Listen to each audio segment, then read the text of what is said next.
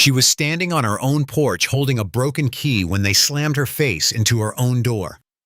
They thought she was a trespasser. She was the federal judge who had personally signed their department's wiretap authorizations 4 hours earlier.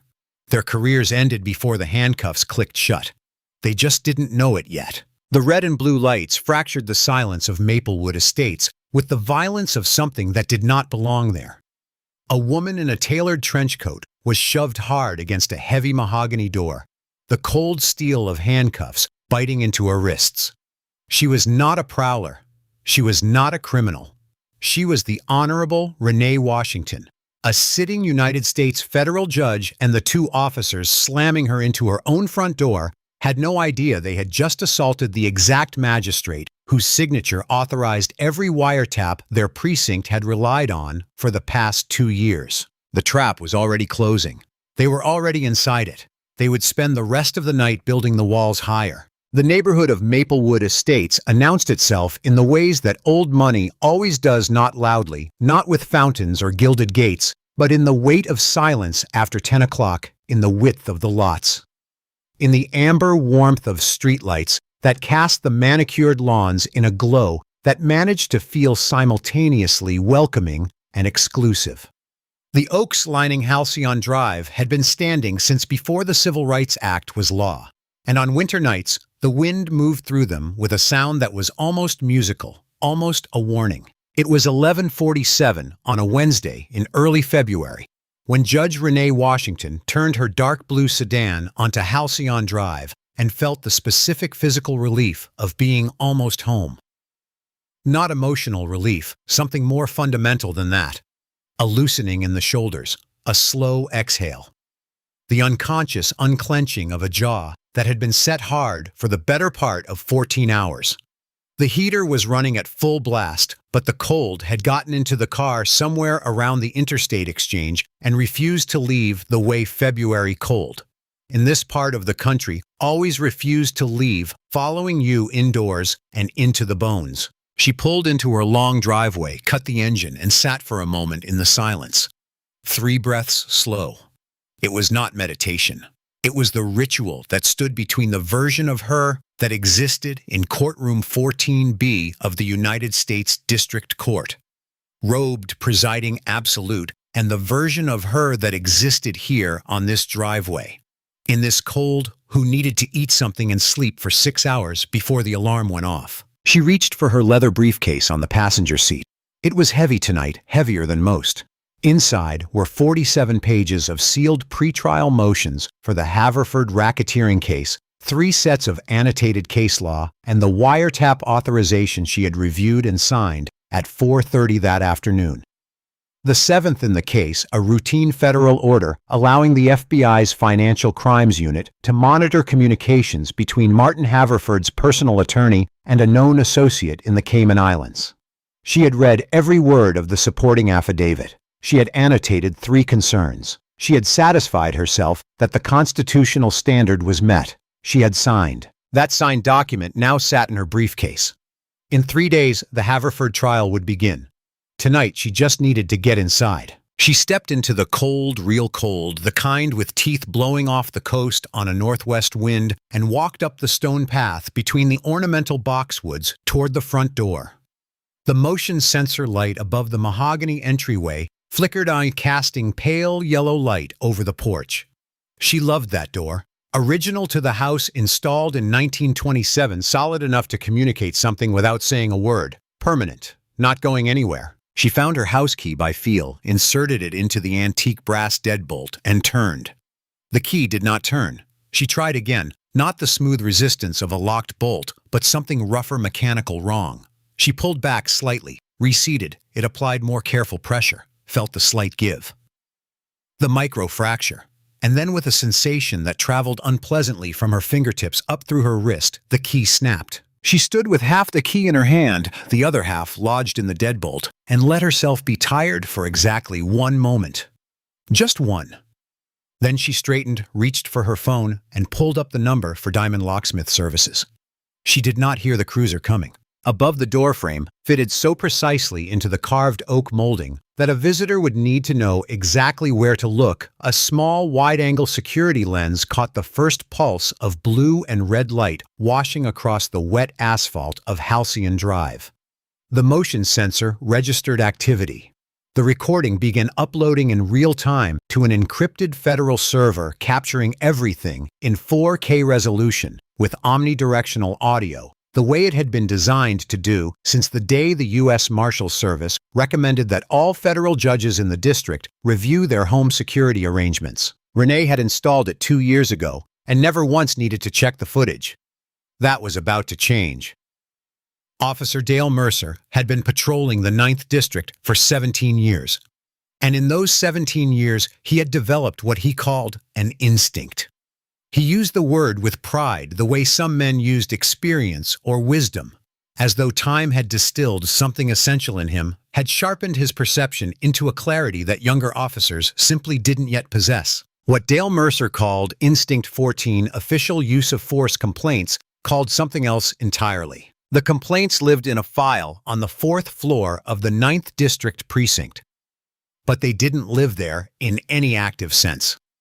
Over 17 years, they had been reviewed, documented, and systematically neutralized through the reliable mechanism of Bill Dawson, the Fraternal Order of Police Union representative, who played Thursday evening poker with Captain Morris Hendricks and who had a gift for language that transformed excessive force into dynamic response to perceived threat and racial profiling into pattern recognition based on environmental indicators. Dawson was not a stupid man. He was a precise man, and precision in the service of the wrong ends is one of the most dangerous things in the world. At the precinct, they called Mercer the Closer, a reference to the fact that he never left a scene without a collar.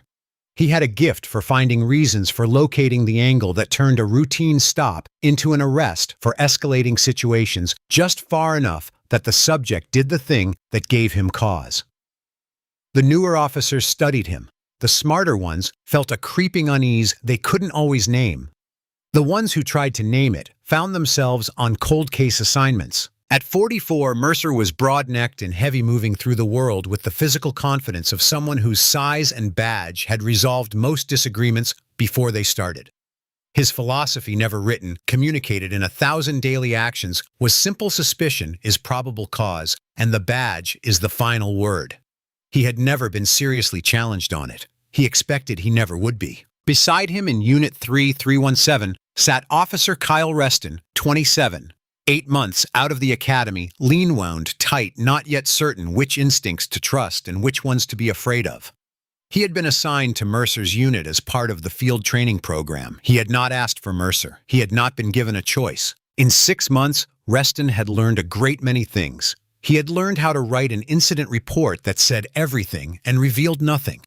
He had learned the wording that transformed, "I stopped this person because of the color of their skin," into suspicious behavior consistent with criminal intent.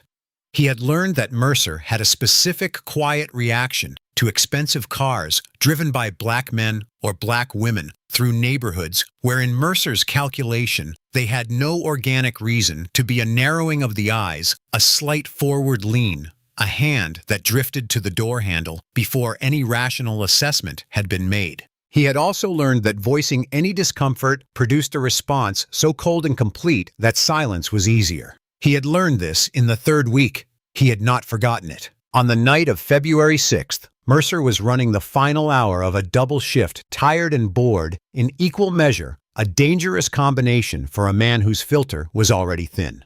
He was rolling through Maplewood Estates, which the 9th District patrolled twice nightly under an arrangement with the Residents Association, when he saw the figure on the porch, a black woman in a dark coat appearing to work a lock on a $2.3 million Colonial. He saw it from half a block away and made the decision before he had consciously formed a thought. He killed the headlights, slowed to a crawl, pulled to the curb. "Look at that," he said quietly. Reston leaned forward. He saw a woman in a trench coat at a front door. He saw the late-model sedan in the driveway, clean, expensive, registered presumably to the house. He noticed the motion sensor porch light was on, which suggested the woman had been standing there long enough to trigger it. "She doesn't look like a prowler," Reston said carefully. "Look at the car in the driveway. Maybe she's locked out. Mercer was already reaching for the door handle.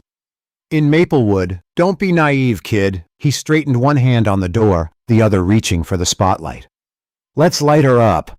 Reston opened his mouth, closed it, got out of the car. In the world of the United States District Court, there was a particular phenomenon that attorneys who had appeared before Judge Renee Washington described to those who hadn't. It wasn't about her rulings, though her rulings were consistently precise and rarely overturned on appeal. It wasn't about her questioning from the bench, though her questions had a way of locating the exact structural weakness in an argument with surgical accuracy. It was something more fundamental. It was the quality of silence that descended over courtroom 14B when she took her seat, not the performed hush that follows a bailiff's all rise. Something earned. Something that came from 26 years on the federal bench, a decade as a federal prosecutor before that, and 7 years before that as a public defender in the overworked, underfunded criminal defense system of Trenton, New Jersey, where a 19-year-old named Marcus, her cousin, had met his court-appointed attorney for the first time 20 minutes before his arraignment, and where something had been installed in 14-year-old Renee Washington that never fully unwound. Not bitterness, something more useful than bitterness. A specific, productive, converting kind of anger that had propelled her through Georgetown Law, through the Federal Public Defender's Office, through the U.S. Attorney's Office, and finally to the bench where she had spent the last 15 years doing the work she had always understood as the only real answer to what happened to Marcus. She was at 54, one of the most respected federal jurists in the district. She was 3 days from presiding over the largest racketeering trial in the district's history. And her briefcase, currently sitting on the porch railing beside the mahogany door, contained the signed wiretap authorization that kept the Haverford investigation alive. The signature on that document was the reason the 9th District's Financial Crimes Unit had been able to monitor Haverford's offshore communications for the past 60 days. Without her signature, the wiretap had no legal foundation. Without the wiretap, 2 years of federal investigation risked collapse. Officer Dale Mercer did not know any of this. The security system installed at 3317 Halcyon Drive had been built to federal specification after the U.S. Marshals Service advised all district judges to review their home security. The camera above the door was embedded in the architectural molding so precisely that it was invisible to anyone who didn't know where to look. It recorded 4K video with omnidirectional audio uploaded in real time to an encrypted federal server. Renee had never needed to review a recording. Tonight, the camera had been running for 43 seconds when the cruiser's spotlight found her. The light arrived without warning, not a gradual brightening, but a detonation of white 1,000,000 candela, hitting Renee Washington all at once with the physical force of something solid. It erased the porch, erased the door, erased the amber warmth of the motion sensor light, and replaced everything with a blinding flat white that registered as pain before her eyes could respond. She dropped her phone. It cracked against the flagstone, and she registered the sound distantly.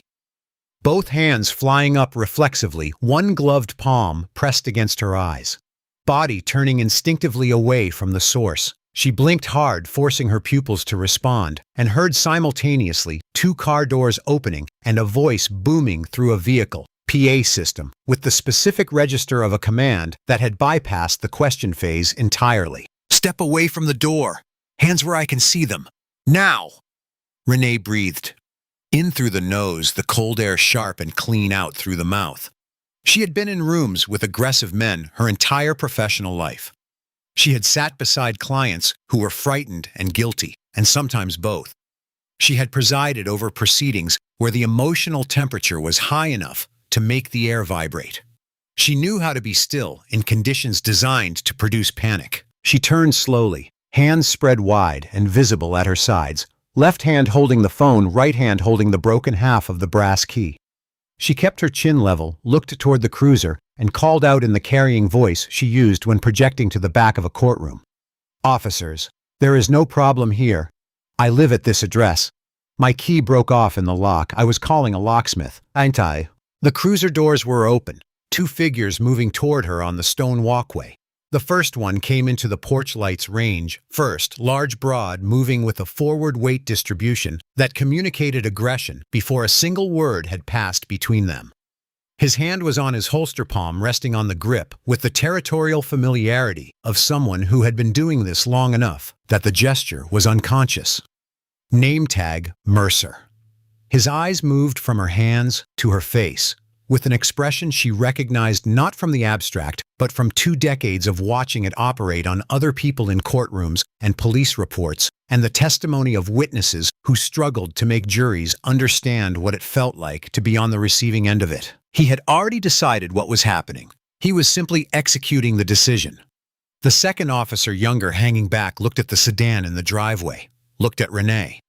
Something moved across his face that was not empathy, but was the preliminary form of it. Doubt. Mercer stopped at the base of the porch steps, with his hand still on his weapon, and looked up at her without slowing, without softening, without any of the routine courtesies the handbook specified as appropriate opening for a residential contact. I said, step down from the porch. Now. Renee frowned. The hostility was naked without pretense. She kept her hands visible, kept her voice even. Officer, lower your voice. You are on my property. Measured clear, the voice she used when a witness was beginning to understand the direction of her questioning. My name is Renee Washington, and this is my residence. The vehicle in the driveway is registered to this address in my name. If you give me a moment to retrieve my identification from my briefcase, which is right there on the railing. I didn't ask for a life story. Mercer closed the distance, stopping 3 feet from the bottom step, letting his physical bulk do the work it was accustomed to doing. You don't reach into anything. You walk down these steps right now, or I come up there. You will do no such thing. Her voice dropped a full register, the shift that happened in her courtroom when she was done with the preliminary portion of proceedings and had moved into something more definitive. You are completely out of line, Officer Mercer. I am a federal judge. You are standing on private property, issuing unlawful orders to a homeowner who has committed no infraction. I am telling you to de-escalate this situation before you make a mistake you cannot undo. For a fraction of a second, one fraction gone almost before it formed, something crossed Mercer's face. A flicker. A blink. And then it was gone, replaced by something worse: amusement. The performed disbelief of a man playing to an audience only he could see. A federal judge. He said it like he was repeating a punchline. Turned his head slightly toward Reston. You hearing this? Watch her hands. Reston took a half step toward the sedan. Mercer, maybe I should run the plate. Shut up, Reston. The 2 words landed like a door being slammed. Reston went still. His jaw worked once. He looked at the ground. Renee watched this exchange with the comprehensive attention she brought to testimony that was about to become important. She understood with the clarity of someone who had spent 30 years studying the architecture of power and its abuses that there was no version of this conversation that ended on the porch. She had seen this before. Not precisely this, not herself in handcuffs, not her own door, but this dynamic. A man fully committed to a narrative backed by a structure that had never required him to revise it. She lowered her voice one more register. The wind dropped for a moment, as though the night itself was listening. Officer Mercer. Each word placed deliberately, the way she placed words when she wanted them to stay in a room long after they were spoken. I am going to say this once more, and I am asking you to hear it. My name is Renee Washington. I am a sitting federal judge of the United States District Court. This house, this vehicle, this address, all of it is mine. All of it is verifiable in 60 seconds if you run that plate. The key is broken in the lock. I arrived home from court 20 minutes ago.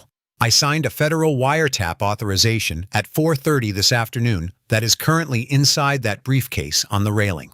She held his eyes. I am asking you for the last time to de-escalate before you make a mistake that goes far beyond your career. She watched the words move across his face without penetrating. She watched him hear the authority in her voice and translate it in whatever internal mechanism she had spent her career trying to understand and dismantle into provocation, into defiance that required a response. She saw the muscle in his jaw tighten. She saw the hand on the holster grip shift. She saw a half-second before it happened that he had made the decision. He came up the steps in 2 strides. No warning, no further instruction. Just the sudden, overwhelming physical reality of him. The smell of coffee and synthetic fabric. The geometry of his size reducing the porch to something much smaller than its actual dimensions. The hand leaving the holster and moving to her coat. He grabbed her by the lapel of her trench coat, the good wool one bought on Michigan Avenue 8 years ago, worn to every significant professional occasion since, and yanked her forward with a force that used her own surprise against her. The world rotated. The amber light and the white light and the cold night air all blurred together in a single nauseating arc, and she felt her briefcase leave the porch railing and heard it hit the flagstone and then the mahogany door. The impact was total. Her left cheekbone struck the solid wood at a velocity her body had not chosen and could not absorb, and the sensation was not quite pain. Not yet pain would arrive in a moment, but something preceding it. Something more fundamental. A white flash behind the eyes. A sudden irrelevance of everything except the fact of the impact and the vibration it sent through the architecture of her skull. She heard from somewhere that seemed very far away, someone yelling, resisting. "Stop resisting, Mercer." His voice immediately after the impact, loud and declarative, and entirely unprompted, a narration being constructed in real time, laid over a reality that bore no connection to it. She registered this, filed it. Her face was against her door, and she could see the grain of the mahogany wood from an inch away, the long reddish-brown lines of it, the small variations in tone, the history of the wood encoded in its surface, and she was aware of her left arm being wrenched behind her. The shoulder joint protesting the angle with a searing precision that cut through the shock, and Mercer's forearm pressing against the back of her neck with the deliberate crushing weight of someone who had learned exactly how much pressure was required to keep a person compliant without leaving marks that didn't fade. "Take your hands off me," she said it into the wood. Her voice came out quieter than she intended. Her cheek was against the door, and the breath required was harder to find with the forearm on her neck. But she said it, clearly. "For the record, you are assaulting a federal officer. You are destroying your life right now. Shut your mouth." His voice was close, hissing. She felt his grip on her left arm increase, felt the joint being leveraged past its comfortable range toward the precise boundary of structural damage, the place where tendons communicate with the brain in purely binary terms. She made a sound that was involuntary, and that she would have prevented if she could have. From behind her and to the right, Reston's voice. Higher pitched, carrying the specific pitch of someone who has just recognized the scale of what is happening and is nowhere near equipped to stop it. "Mercer, Jesus." Grab her other arm. Cuff her. She felt the second set of hands on her wrist trembling. She registered this and filed it, and then the sound. The specific mechanical certainty of handcuffs, click, click, click. She had heard that sound thousands of times, in her years as a public defender sitting beside clients at booking, in her years as a prosecutor building records, in her years on the bench reviewing transcripts. She had heard it across courtrooms and in testimony and in the police reports that crossed her desk in quantities large enough to constitute a career. She knew its meaning from every direction. She had never heard it from this angle.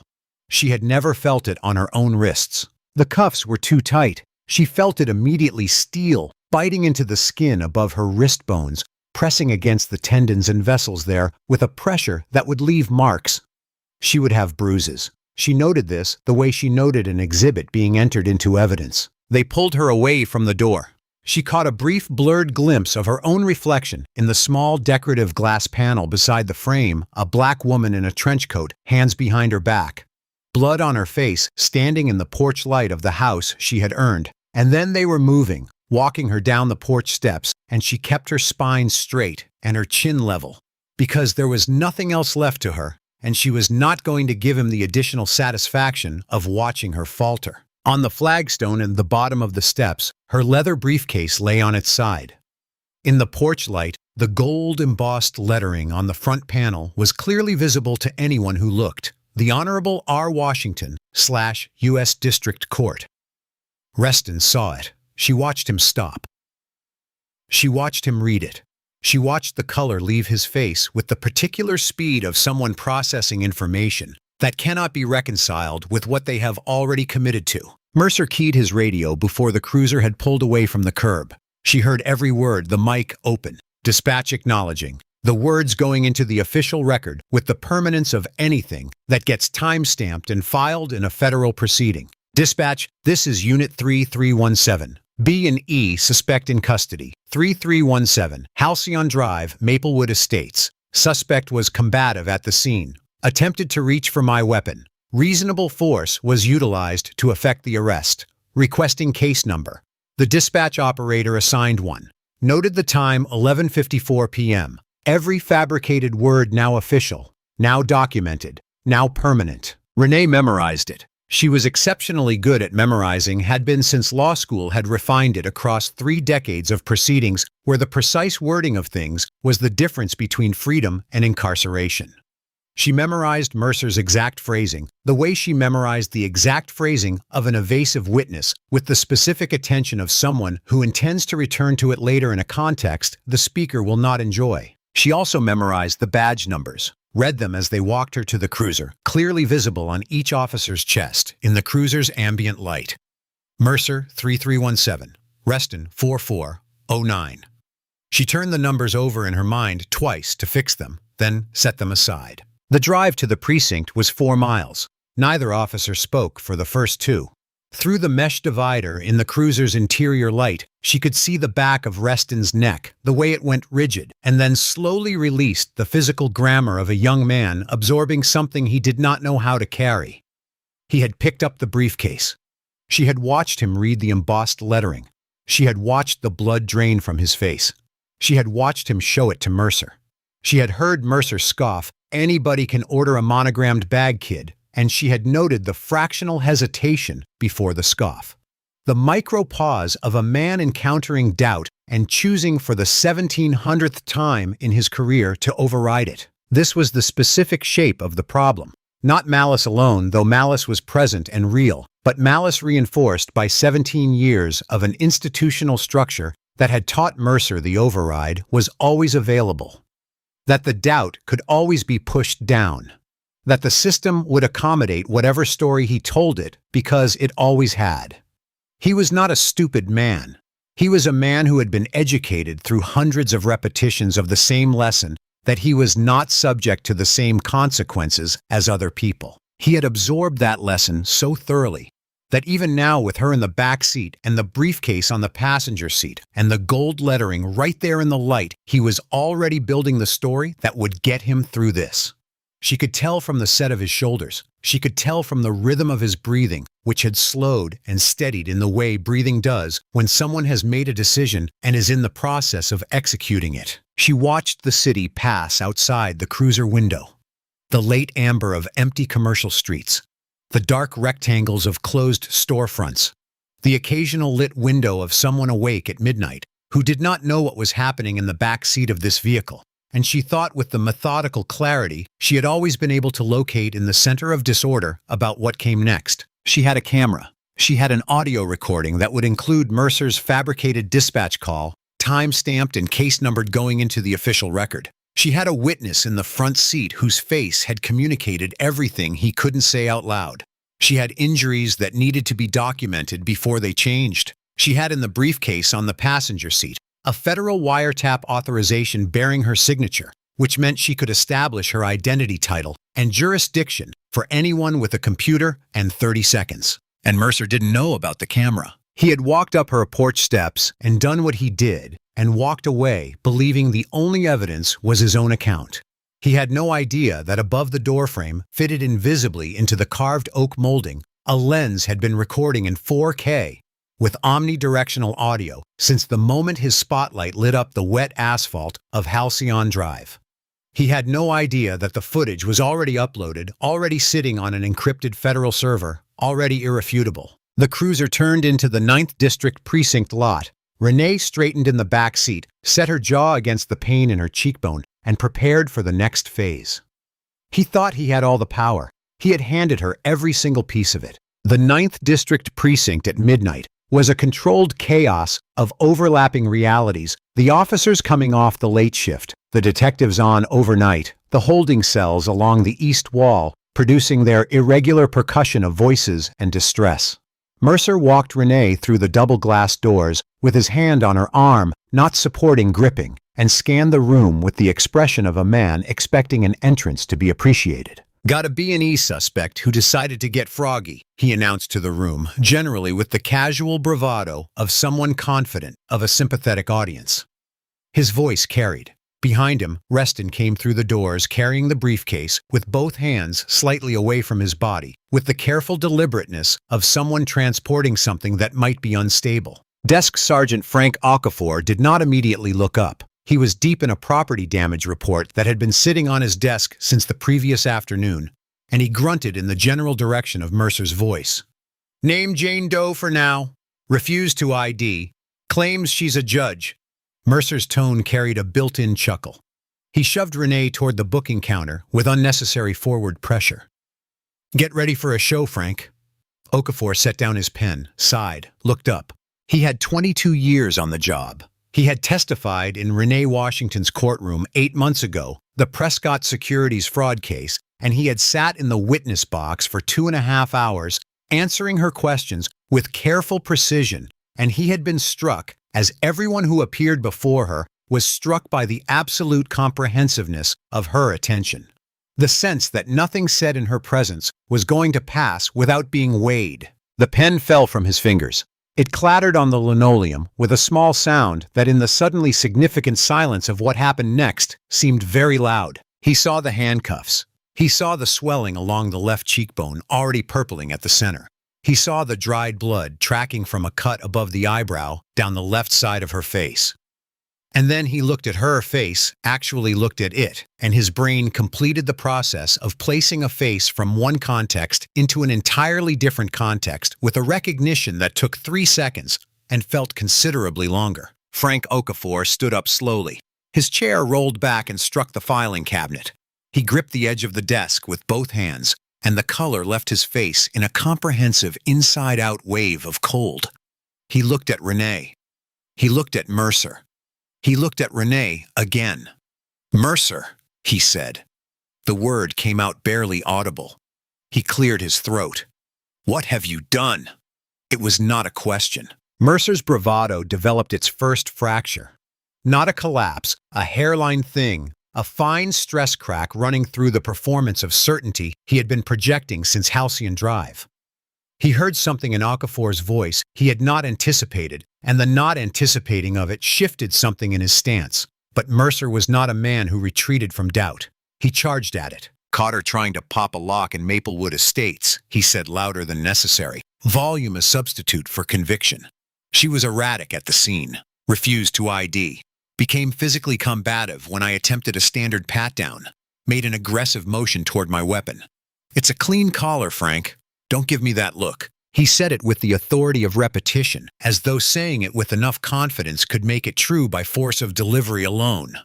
He looked to Reston for the corroborating nod that would transform one officer's story into a consensus.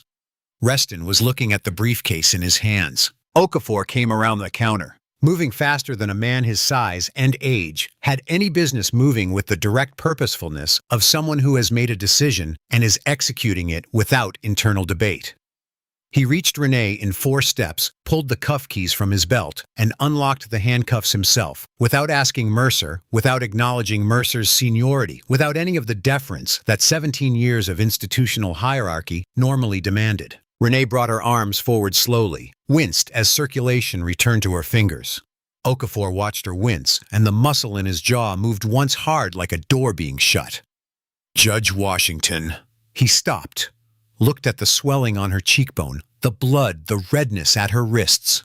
He looked like a man searching for something adequate to the magnitude of what he was looking at and discovering that nothing adequate existed. "Your Honor, do you need a paramedic?" "It's been a while since the Prescott trial, Sergeant Okafor," she said quietly. At those words, Judge Washington Dale Mercer took a physical step backward, not a voluntary motion, the involuntary retreat of a body responding to a threat the conscious mind hadn't fully assembled yet. His mouth opened, No sound came.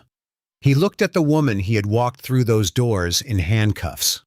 The tailored coat, the absolute composure, the face that was bleeding and calm simultaneously.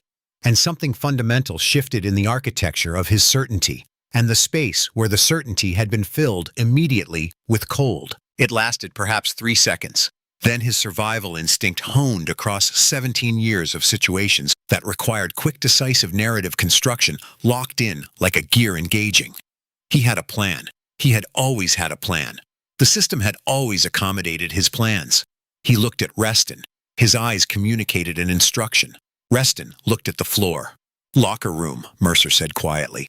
His hand closed on Reston's arm.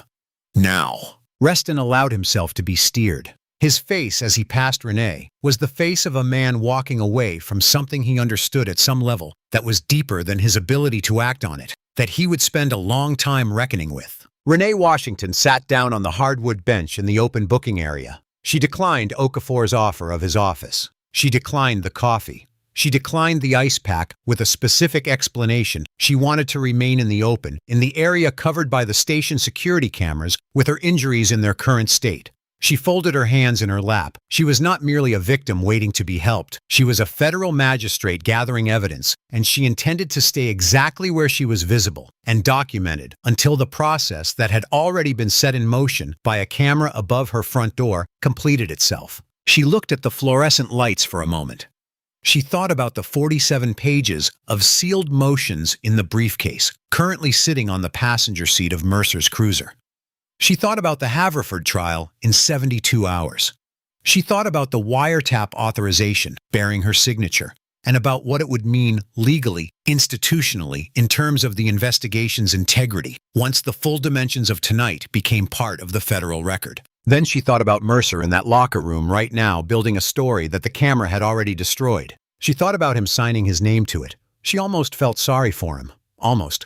The locker room of the 9th District smelled of institutional detergent, and the compressed anxiety of shift changes, a smell built into the walls over 20 years.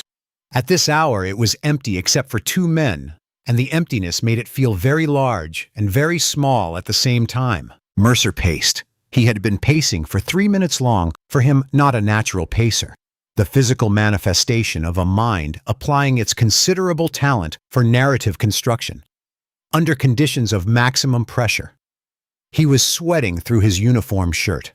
His coffee from 10 o'clock was producing an acidity in his stomach that felt like something being eaten through. Reston stood at his locker with one hand on the door, not opening it. He had not spoken since they came in. "Okay." Mercer stopped, turned. His voice carried the focused energy of a man who has arrived at a decision and is committing to it fully. "Listen to me, Kyle. I need you to actually listen." Reston looked at him. Under the flat fluorescent light, he looked young in a way the past 6 months had been rapidly aging and simultaneously older than he should have been. "I know what you're going to say." Reston started. "Then I'll skip it." Mercer sat on the wooden bench, pulled an incident report form from his clipboard, found a pen. "Here is what happened. We observed suspicious activity consistent with B&E at a Maplewood Estates residence. Upon approach, the suspect was uncooperative and erratic. She refused to identify herself. She smelled of intoxicants. She didn't smell of anything." "Kyle." Mercer's voice went patient. The patience was its own kind of threat. "She smelled of intoxicants. Upon my approach to conduct a standard officer safety pat-down, the suspect became physically combative. She struck me in the chest. She made an aggressive motion toward my duty weapon. He was writing as he spoke, hand moving fast. Reasonable and necessary force was utilized to subdue the suspect and effect a lawful arrest. He signed his name at the bottom with a violent, committed flourish. Your supplemental report says the same thing. Clean, simple, consistent." Reston had not moved from his locker. He was looking at his hands. "She's a federal judge, Trent. She says she's a federal judge. Her briefcase says she's a federal judge." Mercer set down his pen. He turned to look at Reston with a controlled expression that was working harder than it appeared. "I've seen federal ID counterfeits in this job that would fool a magistrate. You think someone running a grift in Maplewood doesn't come prepared?"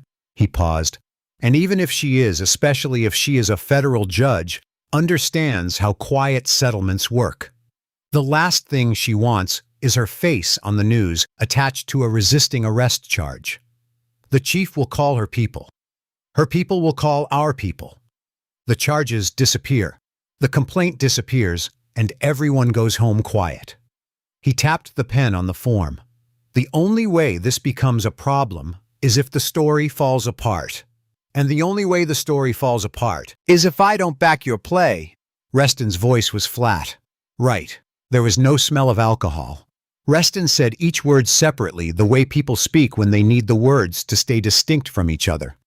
She did not reach for your weapon. The key was broken in the lock. We both saw the car in the driveway. I wanted to run the plate and you told me to shut up. He looked up.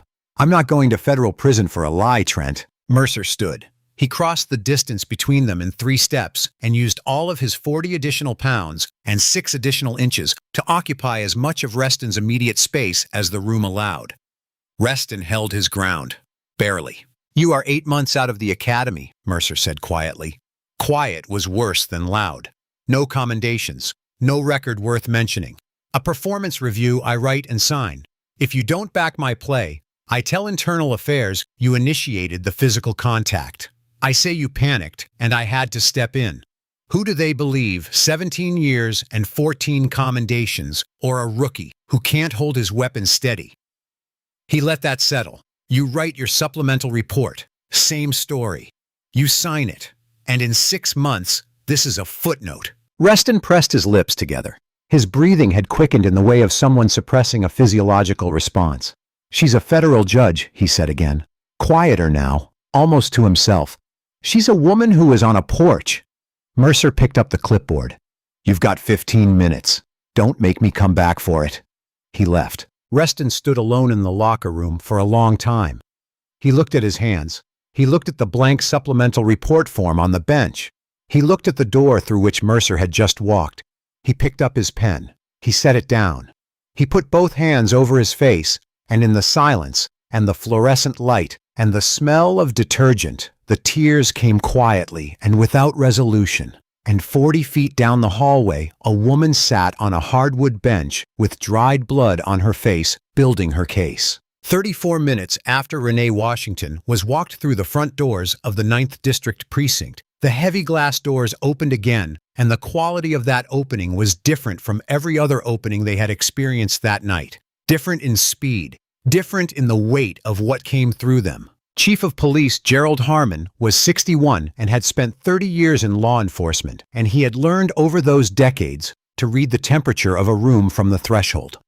What he read when he walked through those doors at 12:41 in the morning produced an understanding so complete and so cold that it bypassed his professional instincts entirely and went straight to something more fundamental.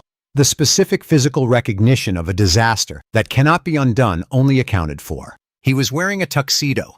He had been at the Westfield Foundation Gala when Okafor called. The call had been brief and carefully worded, and Harmon had needed to ask twice before his mind would accept the literal meaning of the words, because the meaning kept sliding away from him, kept being replaced by something less catastrophic, something more manageable. He had left without his coat. He had been in the building in 19 minutes. Behind him, matching his pace, exactly walked Special Agent in Charge Marcus Webb of the FBI's Regional Civil Rights Division.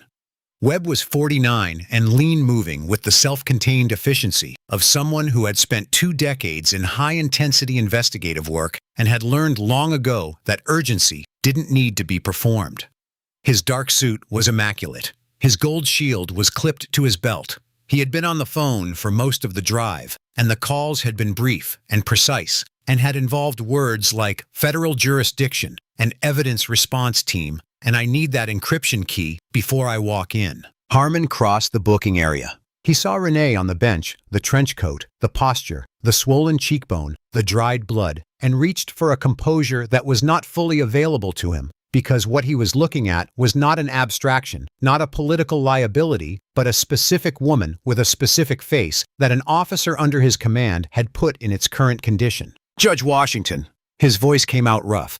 He extended both hands in a gesture that was intended to be concern and somehow emerged as an apology, still searching for its form.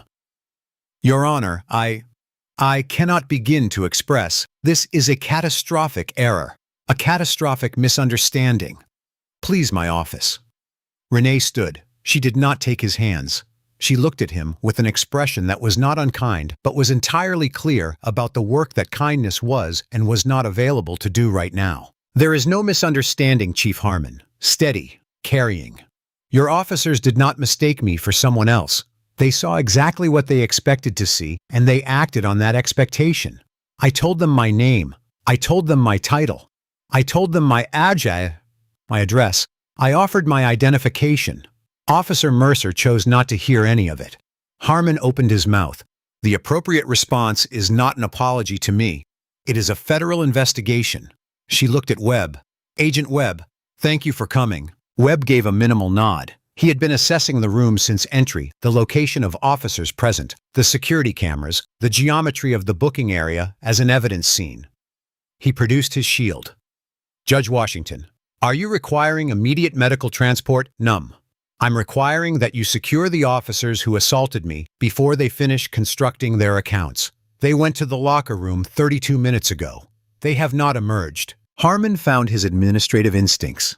We'll conduct a full internal affairs investigation. I can have Captain Hendricks. Your department no longer has jurisdiction over this matter. Renee cut him off with the clean precision she used to cut off evasive testimony. This is a federal civil rights investigation under Title 18 United States Code Section 242. Your Internal Affairs Division, which has processed and closed 14 prior complaints against Officer Mercer without adverse finding, is entirely recused. She paused. One beat. I've reviewed the complaint history, Chief. All 14, all managed by the same union representative, all closed without discipline. Another beat. I've been reviewing it for approximately 31 minutes. The number landed in the room with a weight that was almost audible. Harmon went still. Webb made a note. The locker room door opened at 12:47. Mercer came out first, clipboard in hand, uniform squared expression, arranged into a performance of composure that had clearly cost him some effort. He walked with the deliberate shoulders-back stride he used when the physical performance needed to carry weight that conviction alone could no longer supply. Behind him, Reston walked with no performance at all. He moved like a man carrying something heavy on the inside of his chest, something with no external expression, except in the particular quality of his stillness. Mercer saw the chief in his tuxedo, saw the man in the federal suit, saw the gold shield. His stomach dropped with a velocity that he felt physically a cold downward motion somewhere below the sternum. But his survival instinct overrode the drop before it reached his face. 17 years of practice. He kept walking. He reached the booking desk. He slid the completed incident report across the counter toward Okafor with the flat, controlled aggression of a man who has decided he cannot afford to stop performing. Chief, he addressed Harmon without looking at Webb. Incident reports for the arrest. Assault on a police officer, resisting arrest, suspected public intoxication. Standard B&E response protocol was followed throughout. The suspect became combative at the scene. The room stopped. Everything in it stopped. The ambient noise of a functioning precinct, phone's radio, chatter, the movement of bodies, all of it ceased in the way that sound sometimes ceases in the moment before something significant, as though the building itself was paying attention. Every officer at every desk had turned. The overnight dispatcher was standing. The clerk at the far end of the bullpen had not moved since Mercer walked out of the corridor. Chief Harmon looked at the report on the counter. He looked at Renee Washington's face. He looked at the report again. The expression that moved across him was the expression of a man watching two irreconcilable things occupy the same space, the story in the report and the reality in the room, and being unable to choose which one to accept as real. Webb looked at Mercer with the calm, detached focus of a man watching a subject build the cage he was going to spend the next several years inside and finding it almost clinically interesting from a professional standpoint. Officer Mercer. Renee's voice was soft. In the total silence of the room, soft was more effective than loud. She let the syllables carry. Mercer looked at her. He kept his chin lifted. He was still in the performance. Is that your sworn official statement? It is. He held her gaze. Signed under penalty of perjury. She was combative. She struck me and reached for my weapon. I used reasonable force, He said it looking directly at her, at the swelling on her cheek his hand had caused, at the blood his force had drawn, at the woman who had been standing on her own porch with a broken key, and he said it to her face. Renee held his gaze for 3 seconds. Then she turned to Webb. Agent Webb, my house at 3317 Halcyon Drive is equipped with a biometric security system. Embedded in the architectural molding directly above the front door is a 4K resolution wide-angle camera with omnidirectional audio motion-activated recording directly to an encrypted federal server. She paused for 1 beat. The camera activated when Officer Mercer's spotlight hit the lens.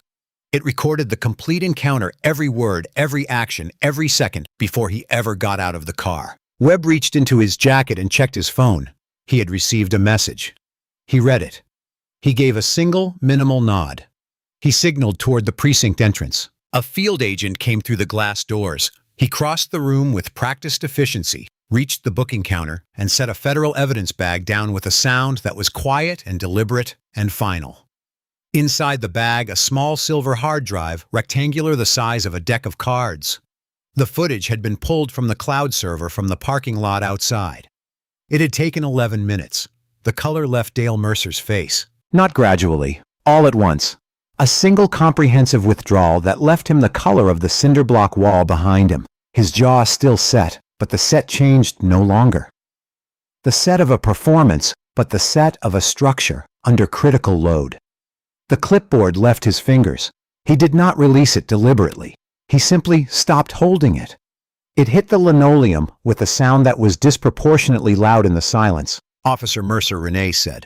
Her voice had dropped to the register she used for final instructions, the voice that came immediately before the gavel. She held his gaze across the distance of the booking counter, across the gap between what he had done and what he had just sworn to.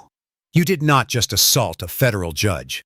You submitted a perjured sworn statement to the Federal Bureau of Investigation in a room containing the unedited evidence that contradicts every word of that statement. The camera was running before your spotlight hit my face. It captured your dispatch call. It captured the encounter in full. It captured your partner reading the lettering on my briefcase. One more beat. You didn't trap me on that porch, Officer Mercer.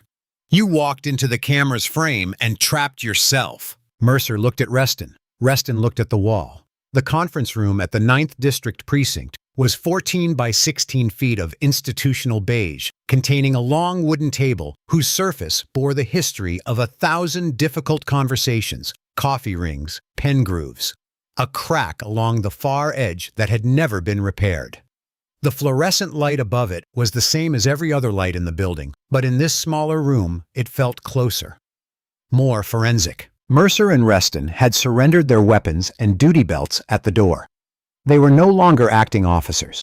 They were subjects of a federal investigation, and the adjustment required by that change in status was visible in both of them. In Mercer's hyperventilating, barely controlled his eyes moving around the room in the pattern of a man locating exits and finding they're all conceptual. In Reston's face down on his arms on the table's shoulders, moving in the irregular rhythm of crying, held back until it wasn't. Renee sat in the corner, an ice pack finally held to her cheekbone. She'd accepted it now. The swelling at the stage where the documentation of appropriate first aid mattered. Her right hand rested on the table. Her left held the ice pack. She watched both men with the specific attention she brought to witnesses whose testimony she was about to hear. Webb opened his laptop at the head of the table. The evidence technician had connected the hard drive. The footage was loaded and indexed. Webb looked at the room. Nobody speaks until the footage is finished. He pressed play. The monitor at the end of the room came to life. The security system's night vision rendering was not the greenish monochrome of consumer cameras, but a full-spectrum high-definition image in which every detail of the porch at 3317 Halcyon Drive was as clear as midday. The stone path, the ornamental boxwoods, the warm cone of the motion sensor light, and in the center of the frame, a woman in a trench coat exhausted, fumbling with her keys, reaching for her phone. The audio was pristine. The omnidirectional microphone had captured everything, the northwest wind through the oaks, the distant sound of a passing car, and most critically, the sharp mechanical snap of the key breaking in the deadbolt. Sharp. unambiguous, documented. Then, the light. The cruiser's spotlight hit the lens and the aperture adjusted, and for a fraction of a second, the image washed white, and then it cleared, and there was Renee Washington. Hands spread and visible, slowly turning, calling out clearly. "Officers, there is no problem here. I live at this address." My key broke off in the lock. I was calling a locksmith. Chief Harmon, sitting to Webb's right, made a sound behind the hand pressed to his mouth. It was not a word. Every exchange on the porch was there. Every fabrication Mercer had committed to paper was now playing against its own refutation. His laugh when Renee stated her title, Reston's quiet suggestion to run the plate, and Mercer's bark of dismissal. The charge up the steps, the grab, the spin, the impact. The sound of Renee's face hitting the mahogany door came through the conference room speakers with the full, terrible fidelity of an omnidirectional microphone, preserving every frequency. It was not an abstract sound. It was not a sound that allowed any space for alternative interpretation. 2 jurors would weep when it played in the trial courtroom. In this room, right now, Chief Harmon flinched so hard his chair moved.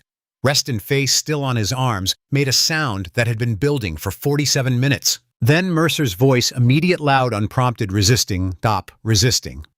A narration laid over a reality that bore no connection to it. Documented, time-stamped, permanent.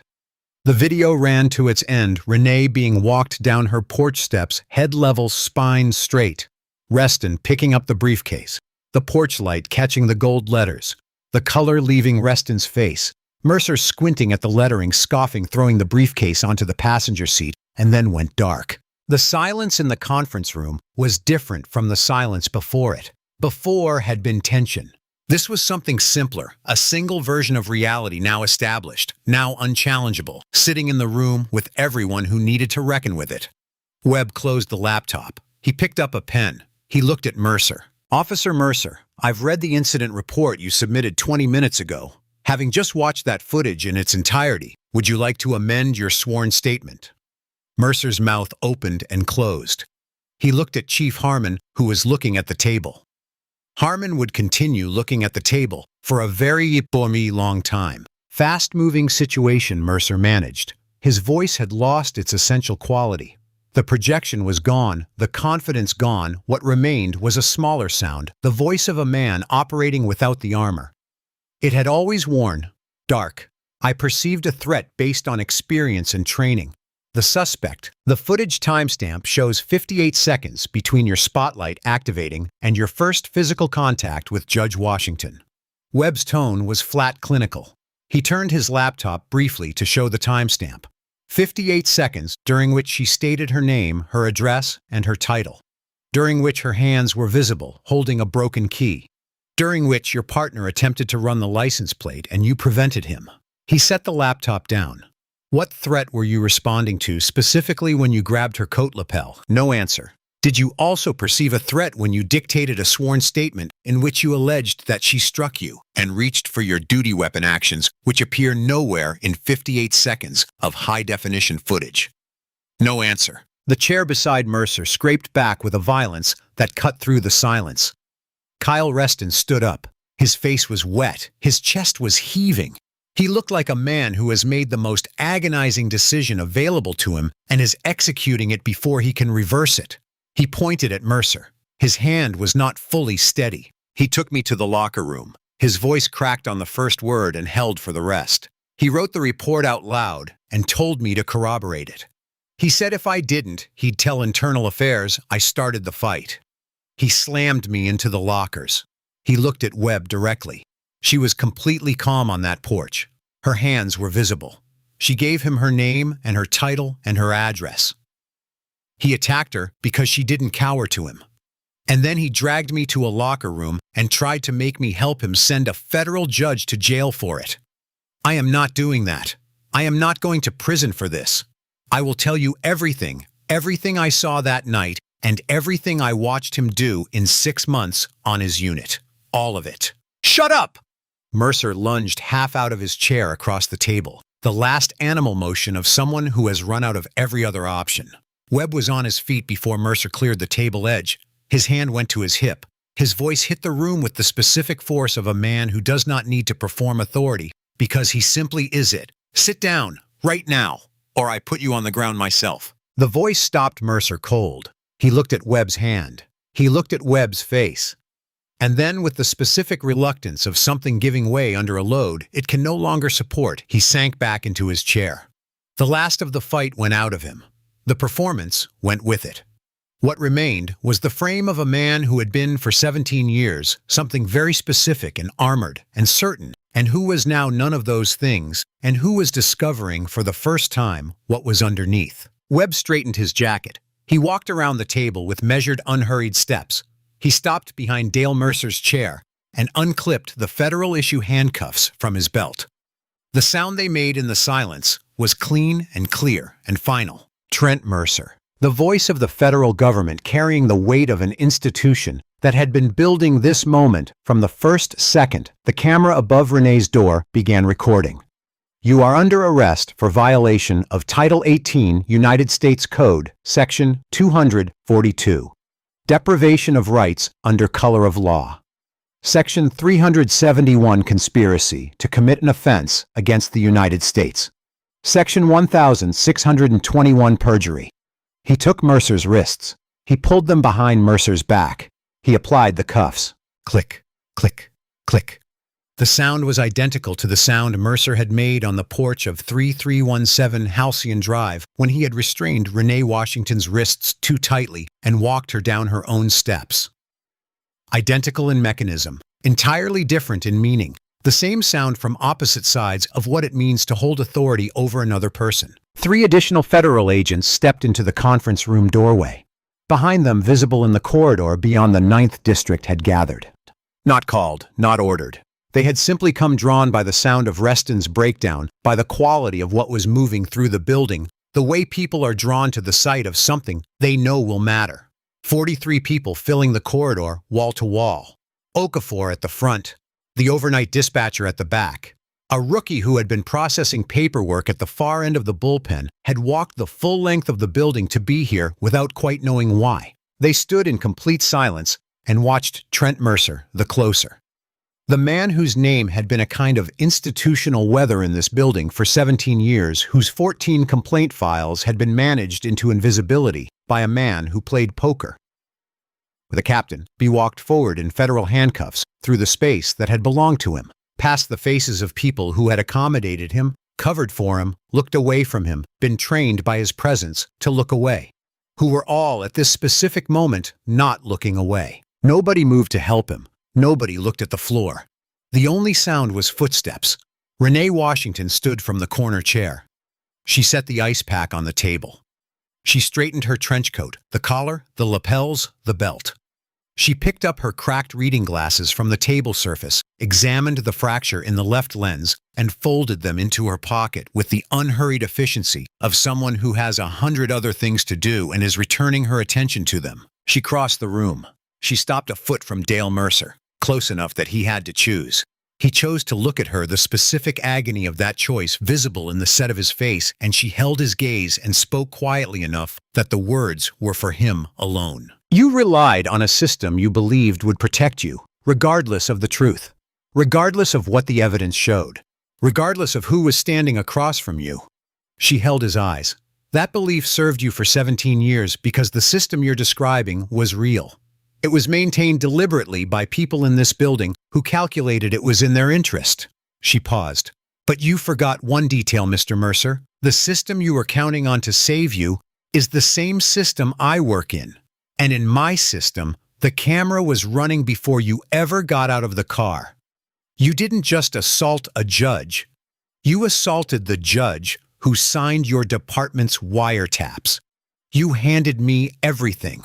She paused one final beat. I am the system. She turned and walked out of the conference room without looking back.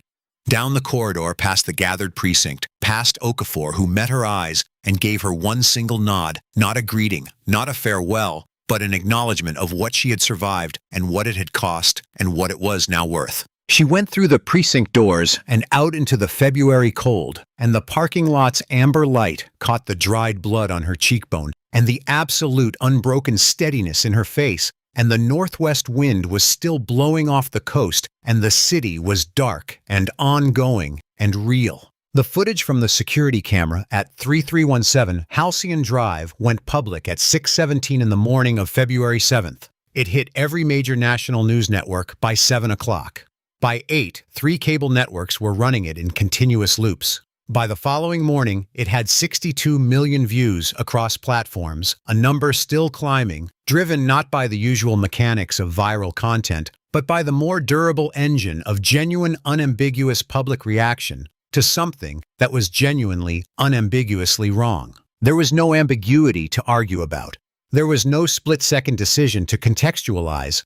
There was no moment where a reasonable observer could say, well, from his position, with his information, one could understand, because the footage showed 58 seconds of a woman standing calmly on her own porch with a broken key stating her name and title and address clearly and repeatedly, and a man who heard all of it and grabbed her anyway. The sound of the impact played through every speaker in the country before the morning was out. It was not a sound that accommodated interpretation. It was just the sound. The Fraternal Order of Police Local, Chapter 9, which had defended Mercer through 14 prior complaints, all closed without discipline, convened an emergency board meeting at 9:30 that morning. The meeting lasted 45 minutes. At 10:15, the chapter president issued a 2-sentence press statement. Mercer's membership was permanently revoked, and all financial support for his legal defense was withdrawn. The statement contained no expression of regret, no acknowledgement of the 14 complaints, no mention of Bill Dawson. It was a calculation of institutional survival, made with the efficiency of an organization that had practice in such calculations. The blue wall of silence had not merely cracked. It had dissolved in advance of any pressure being applied to it, because the people inside it had watched the footage and done the math. Mercer liquidated his pension contributions $22,000 after penalties and took a second mortgage on his house to retain Warren Gill, a defense attorney who specialized in high-profile misconduct cases and who required a $30,000 retainer and charged $400 an hour and was the only attorney willing to touch the case. Mercer's wife, Patricia, watched the footage at the kitchen table while their daughters ate breakfast. She watched it twice. She went upstairs and packed a bag. She drove to her sister's house in Columbus that afternoon and filed for divorce from Columbus the next morning, citing irreconcilable differences accurate in a way that exceeded the legal definition. She froze the joint accounts. She did not return his calls. There was also a consequence that received less coverage, but that had profound implications for the district. The Haverford case, 3 days from trial, was placed under emergency judicial review. The assault on the signing magistrate triggered an automatic review of every wiretap authorization she had signed in the preceding 90 days to determine whether the integrity of those authorizations had been compromised by the events of February 6th. Martin Haverford's attorney moved immediately to have the wiretap evidence suppressed on the grounds that the authorizing judge had been subjected to violent intimidation by local law enforcement in a jurisdiction connected to the investigation. The motion was referred to a different federal judge for emergency ruling. It took 11 days to resolve. The Haverford trial was delayed by 3 weeks, during which the investigation's evidentiary architecture was reviewed line by line. The wiretap authorizations were ultimately upheld. The review found no connection between the 9th District's misconduct and the federal financial crimes investigation, but the delay cost the prosecution momentum and cost the city coverage it could not afford. Dale Mercer had assaulted a judge on her own porch to assert dominance over 60 seconds of a Tuesday night. The consequences of those 60 seconds were still being counted. The trial was scheduled 11 weeks after Mercer's arraignment, and the weeks preceding it had the specific quality of time experienced by someone who has lost control of what the time contains. Kyle Reston had entered a cooperation agreement 2 days after the arraignment. In exchange for his full and truthful testimony regarding the events of February 6th and his testimony regarding Mercer's conduct during their 6 months as partners, Reston would plead guilty to a single misdemeanor count of failure to intervene resulting in probation and the permanent surrender of his law enforcement certification. He would never carry a badge again. He had known this when he stood up in the conference room and pointed. He had decided it was the only cost he was willing to live with. The cooperation agreement made Reston the prosecution's primary witness. It also made him, in Mercer's increasingly desperate calculation, the single obstacle between Mercer and any viable defense. Warren Gill was building on two pillars that the footage, while devastating, didn't capture the totality of Mercer's threat perception and could be contextualized through expert testimony, and that Reston, operating under a plea agreement, had sufficient motive to shade his account in the prosecution's favor. It was not a strong defense. Gill knew this. He had said so explicitly, "I need one person on that jury. One person who can be convinced she escalated the situation. I can work with one person." He had also said explicitly, "You do not contact Kyle Reston. You do not contact anyone connected to this case. You are under a federal microscope. Every call you make is monitored." Mercer had nodded. He had said he understood. The isolation rotted him. He was released on modified bail, $180,000, secured against the second mortgage with electronic monitoring and a curfew. And he went home to a house that Patricia had half emptied of herself and the girls. And he sat in the kitchen where the girls used to do their homework. And he drank cheap bourbon, and he thought about Kyle Reston. In the dead of night on a Thursday, in his fourth week of release, Mercer drove to the Quick Mart on Route 9 and bought a prepaid phone with cash. He drove to the parking lot of a closed hardware store 3 miles from his house and sat in the dark with the engine running and the burner phone in his hand. He dialed Reston's number from memory. 4 rings. The 5th ring answered. "Bryce." His voice was rougher than intended. "The bourbon. It's Trent. Don't hang up." "I can't. This violates your release conditions." "I know what it violates." The anger came fast, the way it always came fast now, without the uniform and the badge and the FOP, between him and the parts of himself that were harder to manage. "Listen to me. You don't know what the feds are going to do to you when they're done using you. They chew up cooperators, Bryce. You're a tool to them. You get on that stand and you say, 'Webb pressured you.' You were confused. You didn't understand what you were agreeing to." "I'm not doing that." "You don't want to hear what happens if you don't." The threat came out before he had finished deciding to make it the way things come out at 2 in the morning with a half-empty bottle and a second mortgage and 17 years of impunity training you to believe that threats are things that work. Every cop in this state is going to know your name and your address. Every single one. You're going to spend the rest of your life looking over your shoulder, Bryce. I promise you that." Reston said nothing. He sat in the bedroom of his new apartment phone to his ear, following the instructions he had been given explicitly by the federal prosecutor's office. If Mercer calls and says anything constituting intimidation, do not respond in any way that would contaminate the recording. His phone had been set up to record automatically from the moment the cooperation agreement was signed. The FBI had anticipated this call with the calm of an institution that had seen this particular behavior before and had learned to position the net before the animal reached the edge. Mercer hung up. He threw the prepaid phone out the window into a storm drain on the way home. He felt for approximately 40 minutes the hollow and entirely false sense of having done something that would matter. At 7:15 the following morning, his front door came off its hinges. Not a knock, not a bell.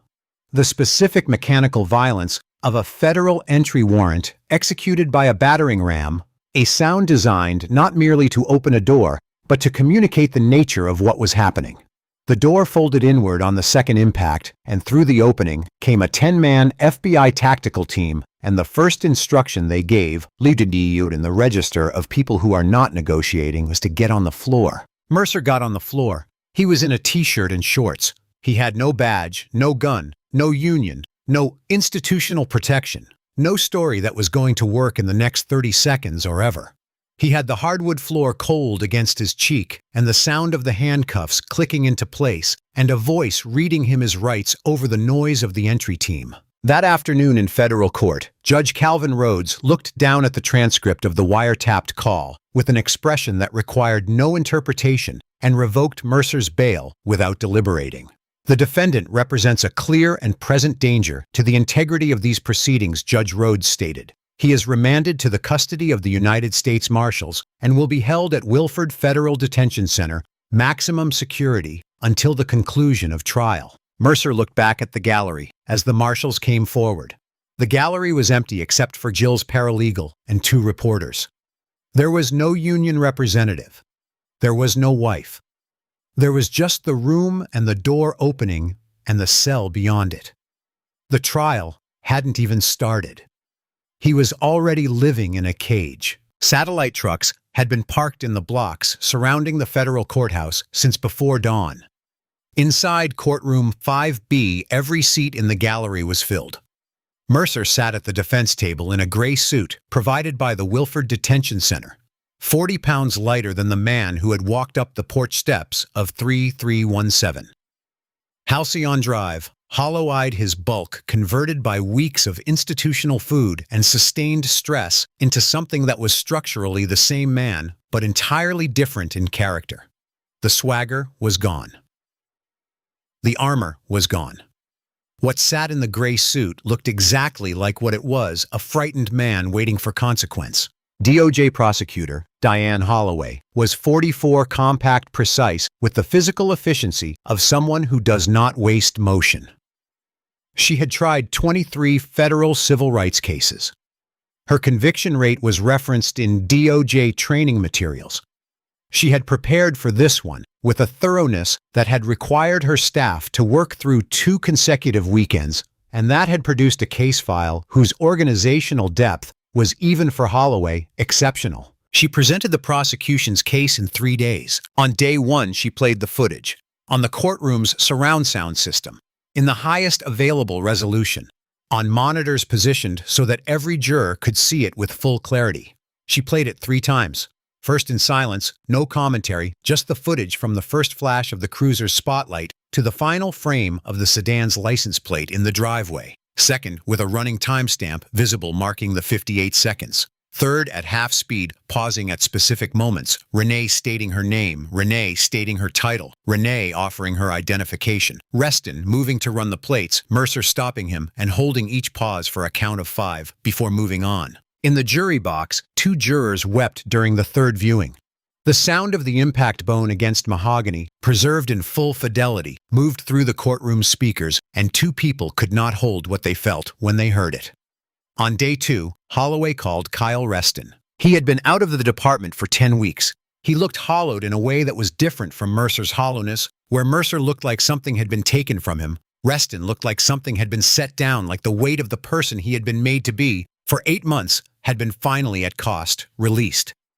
He sat in the witness box in a plain blue shirt and answered Holloway's questions with the direct, unflinching quality of someone who has made a single comprehensive decision and is executing it without reservation. He testified to the night of February 6th in complete specific detail. Mercer's immediate characterization of Renee as a prowler before any observation that could have supported it, his own suggestion to run the plates, Mercer's refusal, the porch, the briefcase lettering, and Mercer's dismissal, the locker room pacing, dictating, signing, threatening, slamming him into the lockers, all of it. He said it looking at the jury, not at the defense table. When you were on that porch and observed Officer Mercer make physical contact with Judge Washington, Holloway asked, was there any action on her part you would characterize as combative or threatening? Reston looked at the jury. His voice was steady. No. She was completely calm the entire time. Her hands were visible. She told him exactly who she was, her name, her title, her address. She offered her identification. She warned him he was making a mistake. He paused. He attacked her because she didn't cower to him, because she talked back to him in a way he interpreted as disrespect, and because he had learned over 17 years that he could respond to that interpretation without consequences. I watched it happen, and I didn't stop it, and I'm going to have to live with that, but I'm not going to lie about it. Jill's cross-examination was competent and found no purchase. The wiretap recording of Mercer threatening Reston neutralized every line of attack before it landed. The jury saw not a compromised cooperator, but a terrified young man, bullied by a senior officer from the night of the offense through to the week before trial. On day 3, in the decision that Warren Gill would spend the rest of his professional life reviewing, he put Mercer on the stand. Mercer testified for 90 minutes on direct. He used the vocabulary of training and threat perception and split-second decision-making. Gil had prepared him well, and for 90 minutes the performance was adequate, if not convincing. Holloway approached the podium for Cross. She had a yellow legal pad covered in handwriting. She rarely looked at it. "Mr. Mercer, you've described your contact with Judge Washington as a split-second response to a perceived threat." She turned to the courtroom monitor where the footage was cued. "The timestamp shows 58 seconds between your spotlight activating and your first physical contact. During those 58 seconds, Judge Washington stated her name. She stated her address. She stated her occupation. She offered her identification. She asked you to check the vehicle registration visible from where you were standing. Your partner attempted to do exactly that, and you stopped him." She set down her legal pad. "Can you identify for this jury the specific moment during those 58 seconds when you perceived the threat that you were responding to?" Mercer tried. He used non-compliant and erratic tone and failure to follow lawful instructions. Holloway walked through each with the footage pausing on the specific seconds each descriptor claimed to describe, and the jury watched the descriptor slide off the reality with nowhere to go. She was exercising her constitutional right not to be unlawfully seized, Holloway said. "Is it your testimony that the exercise of a constitutional right constitutes a threat?" She was non-compliant. She was on her own porch, with a broken key, asking you to check a license plate. Holloway's voice finally rose, not in anger, but in righteous clarity. "In the register that comes when the facts and the argument are perfectly aligned. And when you couldn't find a real reason to grab her, you went into a locker room and manufactured one under oath, under penalty of perjury, in a sworn federal document." She paused. "Did your training and experience also teach you how to commit perjury?" "Mr. Mercer?" "I was scared," Mercer said. His composure had broken not dramatically, not in tears or raised voice, but in the quiet, comprehensive way that a performance breaks when the performer runs out of material. "You don't know what it's like out there. You don't know what we deal with." Holloway looked at him for a long moment. Then she said quietly, the words that would be quoted in every subsequent article about the case, "I know what Judge Washington dealt with." She turned her back to him and walked to her table. No further questions. The jury deliberated for 3 hours and 50 minutes. When the four-person stood courtroom 5B was so quiet, the overhead lights were audible, that faint, persistent hum, the sound of the building's infrastructure, the only noise in the room between the four-person rising and her voice. Count 1, deprivation of rights under color of law. Guilty. Count 2, conspiracy to commit an offense against the United States. Guilty. Count 3, perjury. Guilty. Count 4, witness tampering. Guilty. 4 words 4 times. Read into the federal record with the calm finality of a door being closed on a room that will not be reopened. Mercer put his forehead on the defense table. He made a sound that was not a word and did not need to be. Gil closed his briefcase with the practiced efficiency of a man who understood that this moment, too, was a professional task to be executed without theatrics. In the second row of the gallery, Renee Washington sat with her hands folded in her lap. Her face had healed fully. The bruise was gone, the laceration above her eyebrow reduced to a faint line. She wore a gray suit she liked. Her briefcase was on the floor beside her. She looked exactly like what she was, a professional, attending a professional proceeding present because her presence was appropriate and because it mattered. She did not look triumphant. She did not look relieved in any simple sense. She looked like a woman watching the natural conclusion of a case she had always known would resolve this way. The marshals came forward. Mercer stood, and as he turned toward the gallery, his eyes found hers across the room. She did not look away. She did not smile. She did not give him the satisfaction of contempt or the comfort of anything that resembled mercy. She gave him the full, clear, undeflected attention she brought to everything. The same attention she brought to a case file, to a line of testimony, to the precise language of an opinion that needed to be right.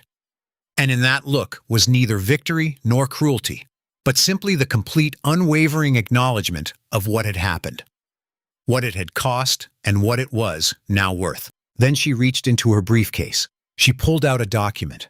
She uncapped her pen. She began to read.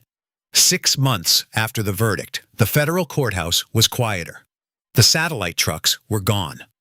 The national news cycle had moved as it always does to the next story, but the Mercer case lived on in the law review articles, the civil rights briefs, the DOJ training materials, where it would do its work in the years ahead, compounding quietly. The gallery at the sentencing hearing was full but not frenzied. The people in it were there for specific personal reasons, the attorneys watching the case, the community representatives who had spent years documenting Mercer's conduct and who were here to see the documentation honored the journalists who understood that sentencing was in some ways the more consequential moment, the one that established permanent record. Renee Washington entered the well of the court at precisely 9 o'clock.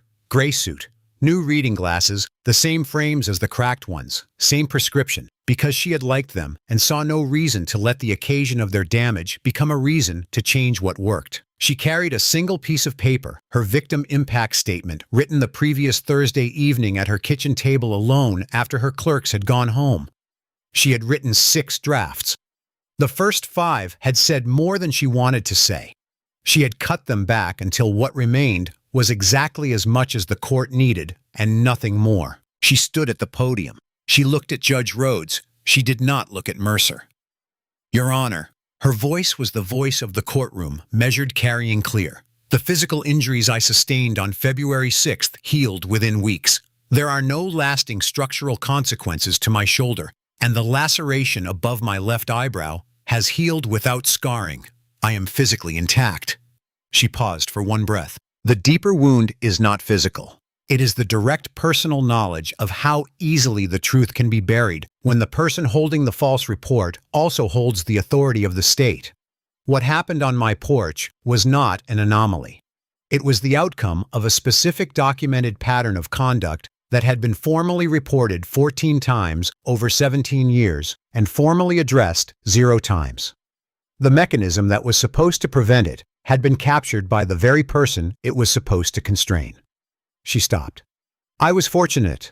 I had a camera. I had a title. I had the specific knowledge and resources to navigate what followed. Most people do not have these things. On the nights when what happened to me happens to someone without a camera or a title, it does not end in a federal courtroom. It ends in a dismissal with prejudice and a notation in a file that no one reads. She looked down at the paper in her hands, then back up.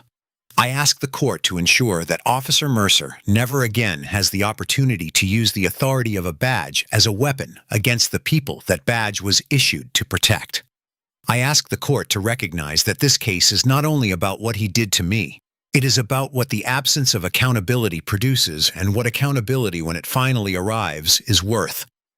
She stepped back from the podium. Judge Rhodes looked at Trent Mercer. Mercer was standing at the defense table, thinner still than at the trial. The gray detention suit now fitted to a smaller version of the man it had been made for. His hands were at his sides. His eyes were directed at a point on the floor approximately 6 feet in front of him that had apparently become very important. The arrogance was not subdued. It was not diminished. It was simply absent the way a quality disappears when the conditions that produced it have been permanently removed. Mr. Mercer, Judge Rhodes said, you were entrusted with a remarkable authority, the authority to deprive people of their liberty in service of public safety. That authority required as its essential precondition the judgment to exercise it without bias and the integrity to answer for it when you did not. You possessed neither. You used your badge as a personal instrument of contempt against a woman on her own property, and when confronted with the full weight of that decision, you attempted to use the machinery of your profession, sworn statements, official reports, the institutional apparatus of law enforcement, to imprison the person you had already harmed. He let that sit. The system did not save you. The system in this instance is the reason you are standing in it. He picked up his pen. On the count of deprivation of rights under color of law, this court sentences you to 11 years in federal prison. On the counts of perjury, conspiracy, and witness tampering, concurrent terms totaling an additional 3 years to be served consecutively to the primary sentence. He set down the pen. As your crimes were committed under the color of official authority, you are hereby stripped of your municipal pension. The liquidated value will be applied to restitution for the verified victims of your 14 prior adjudicated misconduct incidents, the complaint files for which are now formally reopened under federal consent decree. The gavel came down. Clean, final. The sound of an institution that has, after documented process, reached a conclusion not subject to appeal by sentiment. Mercer stood where he was while the marshals came forward. He did not speak. He did not look at the gallery. He went with the marshals, and the door through which he left was the same door that had received 100 verdicts before his and would receive 100 more, and it closed behind him with no particular ceremony. Kyle Reston received his sentence from Judge Rhodes. At the same hearing, 3 years probation, mandatory counseling, permanent revocation of his law enforcement certification. He accepted all of it without contest. He left the courthouse quickly alone without speaking to anyone, and the city received him back into the ordinary life of a man in his late 20s who is starting over and who has a very specific thing to start over from. Renee Washington returned to her bench on the Monday following the sentencing. Courtroom 14B was exactly as she had left it, cold marble, the federal seal, the particular quality of silence that descended when she took her seat. That silence had not changed. If anything, it was deeper. The Haverford trial, delayed 3 weeks by the judicial review triggered by her assault, had proceeded and concluded. Martin Haverford had been convicted on 11 of 14 counts. His attorney's motion to suppress the wiretap evidence, the motion arguing that the authorizing judge had been subjected to violent intimidation by law enforcement connected to the jurisdiction, had been reviewed by a separate federal judge and denied. Renee had written a separate opinion on the matter, concurring with the denial, addressing the question of whether a judge's assault by unrelated officers could compromise the integrity of previously authorized surveillance. The opinion ran 12 pages. It was already being cited. The consequences of the Mercer case extended past the sentence.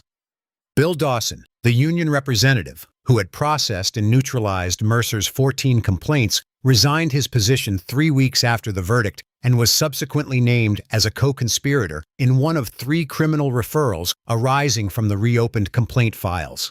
He reached a plea agreement. Chief Harmon submitted his resignation before the end of the calendar year.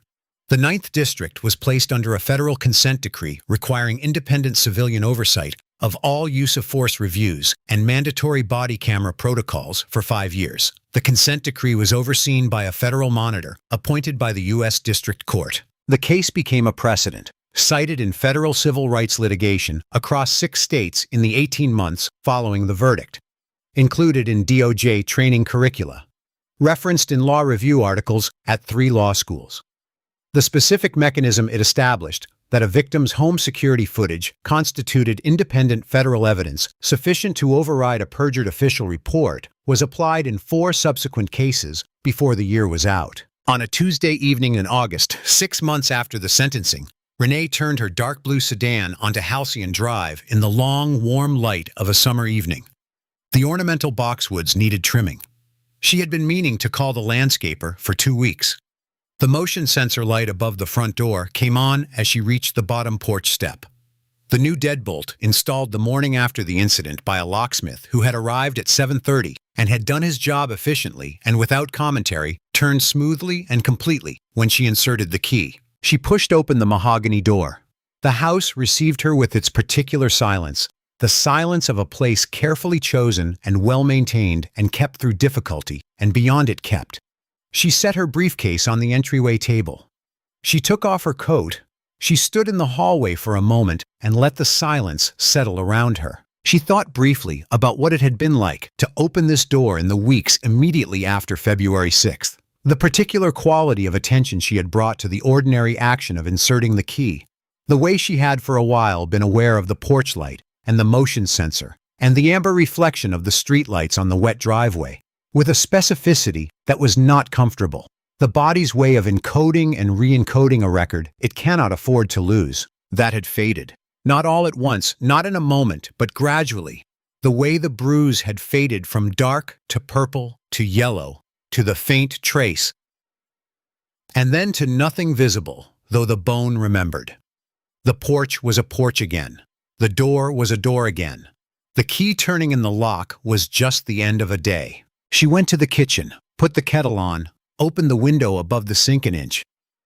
The August evening was warm, and the air was good, and stood in the kitchen she had designed herself in the house she had earned, and let the quiet be what it was. Outside on Halcyon Drive, somewhere down the block, a child was calling to another child. The ordinary music of a summer neighborhood going about its business. Renee made her tea. She took it to the table. She opened the case file she had brought home, uncapped her pen, and went back to the work that had always been hers. The careful, relentless human work of making the law mean what it was supposed to mean. The door was locked. The house was hers. In the morning, courtroom 14B would be waiting. Subscribe to our channel for more powerful stories of justice, accountability, and the people who refused to be erased.